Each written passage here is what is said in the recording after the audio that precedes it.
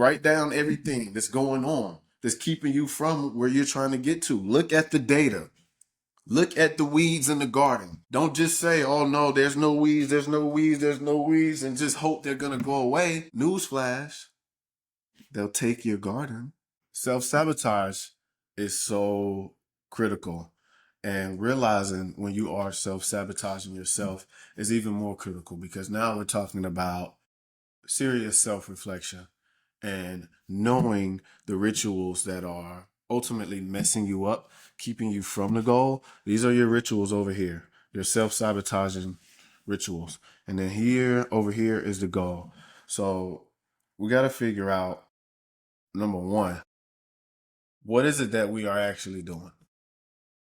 What are the rituals that we have that we've kept over the years? And what are the goals? Are these rituals going to get us over here, or are they going to keep us from getting over here to the goal? The reason why I'm saying this, fam, is because I'm a victim of self-sabotage myself. That's happened to me. I self-sabotaged myself a lot in the past, and I'm still working through that. So that's why I can come here and talk to you about self-sabotage. And I see a lot of this happening in the fitness and the weight loss industry as well. People sabotaging themselves, going out and drinking things that they have no business drinking, or going out and smoking things that they have no business smoking, or eating things that they have no business eating when they're on their journey. But a lot of the times what's happening is it's not solely about what they're drinking. It's not solely about what they're eating. It's not solely about if they're partaking in any foreign substance intake. It's more about their psychology, their philosophy, the things that they know, and what they decide to do with what they know. That is your philosophy. So a lot of people, when they're self-sabotaging themselves, they have no idea that it's happening because they haven't looked in the mirror and actually reflected on things that they're doing currently, and things that they've done in the past, the patterns that have ultimately become bad habits. So they keep doing these same things over and over and over and over and over again, but they hope that they can keep doing these things and get to the goal. It's not going to happen. So I'm going to tell you a story about me. So I made over $120,000, and my self-sabotaging habits were spending the money as soon as I make it. I would go out and get some sneakers. I would go out to a restaurant, or I would just blow the money on whatever. And then at the end of the month, I'm doing my finances and I'm looking like, wow, I made $15,000, but I only have $3,000. Like, what happened?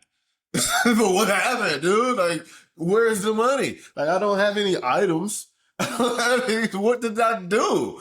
And it's me sabotaging myself, sabotaging my bank account. I'm saying I want to be a millionaire. I'm saying I want to be the biggest freaking fitness guy that's owning the fitness company, and I'm blowing all the revenue, blowing all the cash flow, and just keeping that negative habit. How am I going to make the goal happen if I keep a self-sabotaging habit? So what did I have to do? I had to look at the numbers. I had to look at the mirror. I had to look at the data. But not only did I have to look at the mirror, not only did I have to look at the data, not only did I have to look at the self-sabotaging rituals, I had to let all of that data, all that information, I had to let that guide me in the right direction so that I can keep more money in my pocket. See, a lot of people, what they like to do is some people actually do recognize that they have a self-sabotaging ritual, a self-sabotaging habit. They look at it. They know it. Like, oh, yep, I know I'm not supposed to be smoking this.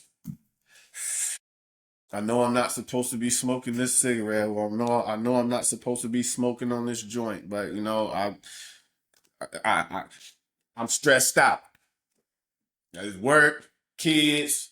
I feel fat. I'm not losing weight, so I'm just gonna smoke this thing. And I know it's bad for me, but whatever, I've already smoked it, so I'm just going to keep doing it because they feel bad about what they're doing instead of letting the data, letting the knowledge, letting the information guide them in the right direction.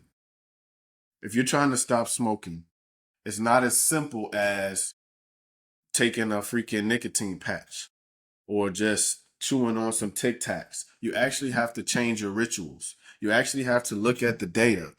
This is what's happening right now in my life. I'm spending an hour a day smoking when that hour could be used for going for a jog or going to the gym and going for a jog or spending time with my relatives, spending time with my loved ones. I could use that hour to do that instead of using that hour to smoke a cigarette when I know that the cigarette is going to speed up my death process. See, a lot of people, they just look at the cigarette and say, oh, well, I'm a smoker. I've been smoking since I've been 15 and I'm 45 now. So I've been smoking for 30 years. I'm just a smoker. So it's just not going to happen for me. Instead of looking at the data saying, hey, I might not live to see 45 if I keep, smoking like that. I might not live to see, I might not live to see 50 if I keep smoking like this. The doctors already told me that I have a bad lung. I'm still smoking. This is the data. It's a strong possibility that I might not live. So what do I do about that? Don't get stuck. A lot of people like to get stuck. I keep saying that because that's what a lot of people do. They look at the data. They look at where they're messing up. And then they just say, oh, well, I done already messed up for this long, so I'm just going to keep messing up. That's self-sabotage. That's keeping the same rituals. Do you realize that you have more power over yourself than what you believe?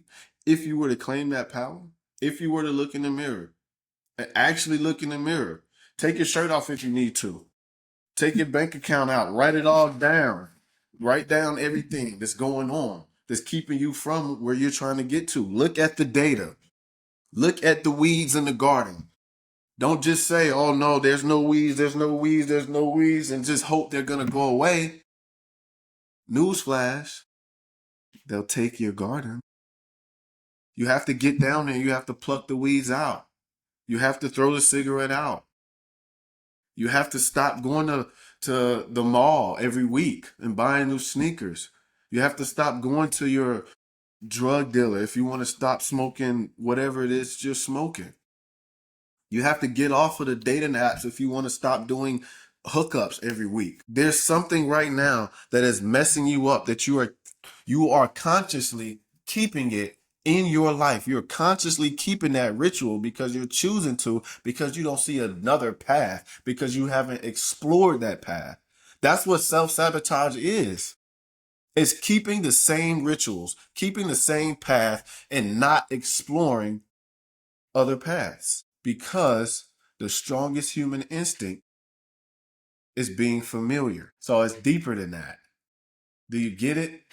Every day. So there was a podcast that I was listening to maybe a month ago, and it was talking about psychology. It was talking about the mindset, and it was talking about thoughts.